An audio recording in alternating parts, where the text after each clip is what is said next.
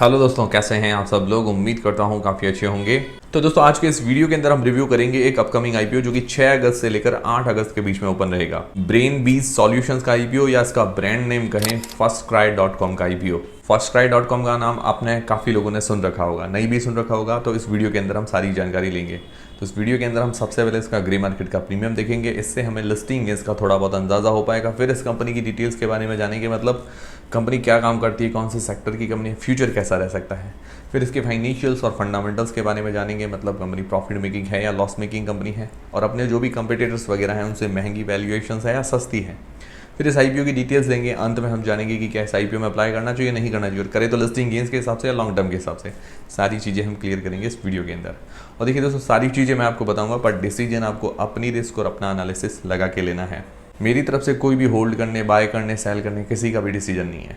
Video शुरू करने से पहले दोस्तों टेलीग्राम, इंस्टाग्राम और फ्री में डीमेट अकाउंट सबकी लिंक डिस्क्रिप्शन के अंदर आपको मिल जाएगी। तो सबसे पहले बात करें इसके ग्रे मार्केट के प्रीमियम की, तो अभी जो लेटेस्ट ग्रे मार्केट का प्रीमियम चल रहा है लगभग 17 से 18% के आसपास, और अभी थोड़ा मार्केट डाउन है, इस कारण सबकी अभी जीएमपी पर थोड़ा बहुत इफेक्ट देखने को मिल रहा है। मिनिमम जो मेरा क्राइटेरिया रहता है लगभग 20% के आसपास हो तो थोड़ा सेफ लगता है। अभी 17 से 18% थोड़ा सा कम है। अभी जीएमपी 80 रुपये पर शेयर 32 शेयर का लॉट है, लगभग 2560 रुपये जैसा हमें एक लॉट पर आज की तारीख में फायदा देखने को मिला, लगभग 17-18%। और बात करें इसकी एंकर लिस्ट की तो वो अभी तक नहीं आई है, जैसे ही आएगी मैं आपके साथ जरूर डिस्कस करूंगा। उम्मीद है कि अच्छी आनी चाहिए क्योंकि इसके पीछे बड़े इन्वेस्टर्स हैं, तो एंकर इन्वेस्टर्स लग रहा है कि अच्छी आएगी। फिर जानते हैं इस कंपनी की डिटेल्स के बारे में। तो कंपनी जो है सन 2010 के अंदर इनकॉर्पोरेट हुई थी, करीब करीब 14 साल हो गए हैं इस कंपनी को अपने सेक्टर के अंदर। तो ये कंपनी क्या करती है, प्रोडक्ट्स बनाती है मदर, मतलब माओ के लिए, बेबीज़ के लिए, जो छोटे बेबीज़ होते हैं, किड्स जो बेबीज से थोड़े बच्चे होते हैं बड़े, उन सभी के लिए प्रोडक्ट्स अलग अलग टाइप के बनाती है। कपड़े आ गए, जूते मतलब फुटवेयर वगैरह आ गए, टॉयज़ खिलौने आ गए, डाइपर वगैरह है, पर्सनल केयर के प्रोडक्ट्स हैं, क्रीम वगैरह जो छोटी मोटी चीज़ें आती हैं, वो सारी चीज़ें ये सेल करती है। मतलब ऑनलाइन भी सेल करती है और ऑफलाइन भी सेल करती है। आरएचपी के अनुसार अभी इसके 1063 स्टोर्स हैं इंडिया के अंदर, 533 सिटीज़ के अंदर, 28 स्टेट्स और 5 यूनियन टेरिटरी के अंदर। और अभी इसका जो मार्केट शेयर है इंडिया के अंदर, ये किड्स, बेबीज़ और मदर, इनके सेगमेंट के अंदर लगभग 16 से 17% के आसपास। बहुत ही अच्छा मार्केट शेयर, मतलब अपने सेक्टर के अंदर अभी ये लीडिंग है।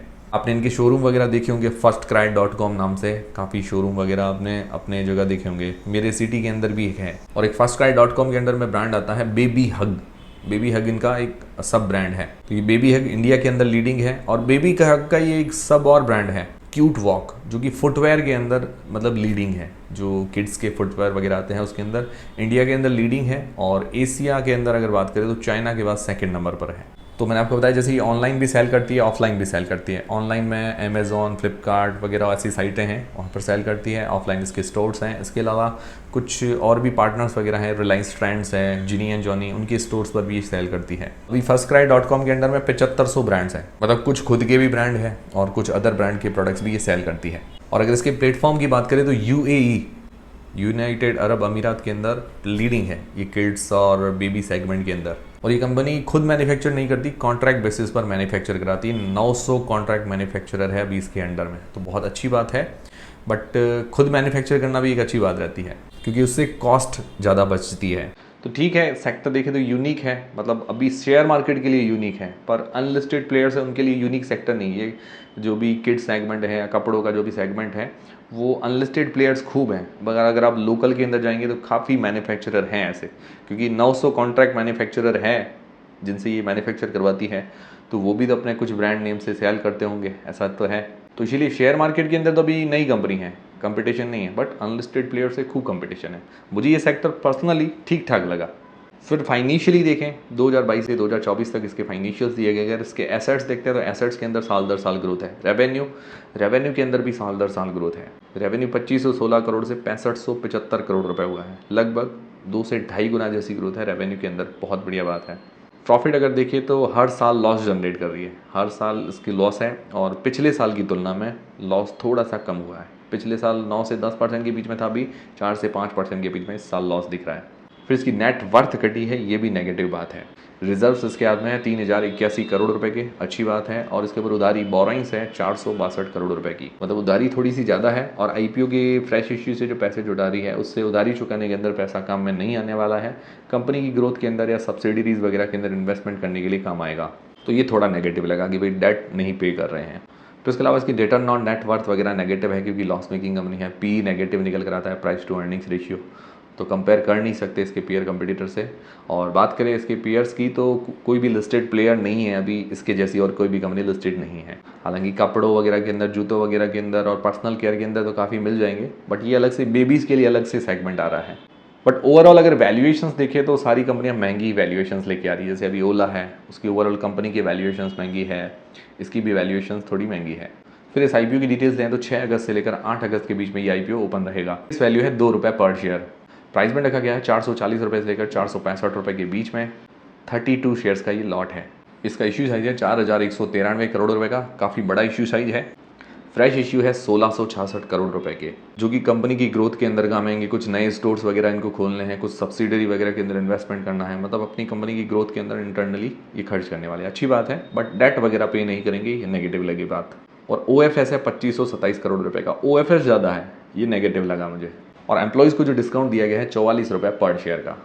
रिटेल पोर्शन है 10% का, और इसकी लिस्टिंग डेट है 13 अगस्त को। 13 अगस्त को ये शेयर मार्केट के अंदर लिस्ट हो जाएगा। तो ये हो गई पूरी आईपीओ की डिटेल्स। अब सबसे मेन सवाल आता है कि क्या इस आईपीओ में अप्लाई करना चाहिए, नहीं करना चाहिए, करे तो लिस्टिंग गेन्स के हिसाब से या लॉन्ग टर्म के। उससे पहले आपके पास या आपके फैमिली मेंबर्स में किसी के पास डीमेट अकाउंट नहीं है, बिल्कुल फ्री में डीमेट अकाउंट खुलवाने की लिंक डिस्क्रिप्शन के अंदर आपको मिल जाएगी। तो अब लिस्टिंग गेन्स के हिसाब से सबसे पहले अप्लाई करें या नहीं करें। तो जीएमपी अगर देखें तो मेरा मिनिमम क्राइटेरिया रहता है 20% का। तो अभी जीएमपी थोड़ी कम चल रही है, मार्केट पर भी दबाव है, तो अभी थोड़ा मुझे रिस्की नज़र आ रहा है। मतलब मैं पर्सनली अपने हिसाब से बता रहा हूँ, डिसीजन आपको अपनी रिस्क, अपना एनालिसिस लगा के लेना है। दूसरा है एंकर लिस्ट। एंकर लिस्ट अभी तक आई नहीं है, उम्मीद है कि अच्छी आएगी क्योंकि इसके पीछे बड़े इन्वेस्टर्स ग्रुप हैं, तो एंकर इन्वेस्टर्स अच्छी आने की उम्मीद है। फिर तीसरा है सब्सक्रिप्शन। तो सब्सक्रिप्शन वगैरह अभी ओपन होगा, उसके बाद पता चलेगा। तो अभी जल्दबाजी मुझे लगता है नहीं करनी चाहिए, कोई ऐसा विशेष सेक्टर तो नहीं है। फिर लॉन्ग टर्म के हिसाब से तो पॉजिटिव्स नेगेटिव्स दोनों ही देख लेते हैं। पॉजिटिव्स में क्या है, सेक्टर यूनिक है, अपने आप में एक नई कंपनी लिस्ट होने जा रही है और अपने सेक्टर के अंदर ये लीडिंग कंपनी है, मतलब टॉप प्लेयर्स में इसका नंबर आता है। बाकी रेवेन्यू के अंदर अच्छी ग्रोथ देखने को मिली है, मतलब फाइनेंशियली देखे तो। बट नेगेटिव्स ज़्यादा हैं, मतलब यही 2-3 मुझे पॉजिटिव लगे। फिर नेगेटिव्स की बात करें तो ये लॉस मेकिंग कंपनी है, हर साल लॉस है इस कंपनी को, ये सबसे बड़ा नेगेटिव लगा। अभी लगभग सारी कंपनियां जो स्टार्टअप्स वगैरह नए कहें या नई कंपनियां आ रही हैं, जो इन्वेस्टर्स, जो बड़े इन्वेस्टर्स होते हैं वहाँ से फंडिंग जुटाती है, सब में लगभग लॉस है। तो देखिए जनरली अगर बात करें, कोई भी कंपनी, आइडियल कंपनी क्या होती है, वो प्रॉफिट जनरेट करना चाहिए। बट ये कंपनियां क्या करती है कि लोगों से फंडिंग उठाती है, उसके बाद प्रॉफिट वगैरह के अंदर आती है। तो मतलब ये सही कहाँ चीज़ है। बिजनेस तो ऐसा होना चाहिए कि खुद के दम पर हम प्रॉफिट जनरेट करें, ना कि आईपीओ लिस्ट करवाने के बाद हम प्रॉफिट वगैरह जनरेट करें। मतलब मैं किसी की बुराई नहीं कर रहा हूँ, बट अभी ऐसा ही हो रहा है। ओला के अंदर देख लीजिए, अभी इसके अंदर भी देख लीजिए, ऐसे जोमेटो है, काफ़ी सारी कंपनियाँ आई है। तो मतलब जो तुम्हारा नुकसान है वो पब्लिक भरेगी, ये कौन सी बात होती है। तो ये लॉस मेकिंग है, डेट इसके ऊपर ज़्यादा है और आईपीओ के पैसे से डेट नहीं पे कर रही है। उसके अलावा OFS ज़्यादा है, प्रमोटर्स या एग्जिस्टिंग इन्वेस्टर्स सेल ज़्यादा कर रहे हैं। देखिए सेक्टर भले ही यूनिक हो शेयर मार्केट के लिए, पर बाकी चीज़ें बहुत नेगेटिव है, तो ये चीज़ हमें ध्यान में रखनी है तो लॉस मेकिंग कंपनी। पर देखिए मुझे ऐसा लग रहा है कि भाई इसके पीछे बड़े इन्वेस्टर्स वगैरह हैं, बड़े इन्वेस्टर्स ग्रुप हैं, तो एंकर लिस्ट वगैरह बढ़िया आ सकती है, तो थोड़ी बहुत डिमांड बन सकती है। बाकी पर्सनली मेरे हिसाब से इतनी मुझे अच्छी कंपनी नहीं लगी, इंप्रेसिव नहीं लगी। अगर सेक्टर के मामले में बात करें तो ओला के अंदर क्या है कि सेक्टर यूनिक है, इलेक्ट्रिक व्हीकल फ्यूचर सेक्टर है, इस कारण वो थोड़ा सा यूनिक लगा। बाकी ओला के अंदर भी इतना दम नहीं है, मतलब मैं अपने हिसाब से बता रहा हूँ, मैं आपको नहीं कह रहा हूँ मुझे फॉलो कीजिए। और सब देखते हैं कि एंकर लिस्ट वगैरह कैसी आती है, उस बेसिस पर हम आगे डिसीजन बनाएंगे। ओवरऑल तो मुझे ये लग रहा है कि ठीक ठाक आईपीओ, कुछ खास नहीं लगा मुझे। आपको कैसा लगा ये आईपीओ, क्या इस आईपीओ में अप्लाई करेंगे, नहीं करेंगे, करेंगे तो लिस्टिंग गेन्स के हिसाब से, लॉन्ग टर्म के हिसाब से मुझे कमेंट करके ज़रूर बताइएगा। और मेरी तरफ से अप्लाई करने और नहीं करने का डिसीजन नहीं है, जो भी आप डिसीजन बनाएं अपनी रिस्क, अपना एनालिसिस लगा के बनाएं। ये थे सारे आज के अपडेट्स। उम्मीद करता हूँ हमारा वीडियो, हमारी जानकारी आपको पसंद आई होगी, हेल्पफुल रही होगी। हेल्पफुल रही है तो वीडियो को लाइक जरूर करें, चैनल को सब्सक्राइब कर लें। मिलते हैं दोस्तों अगले वीडियो के अंदर।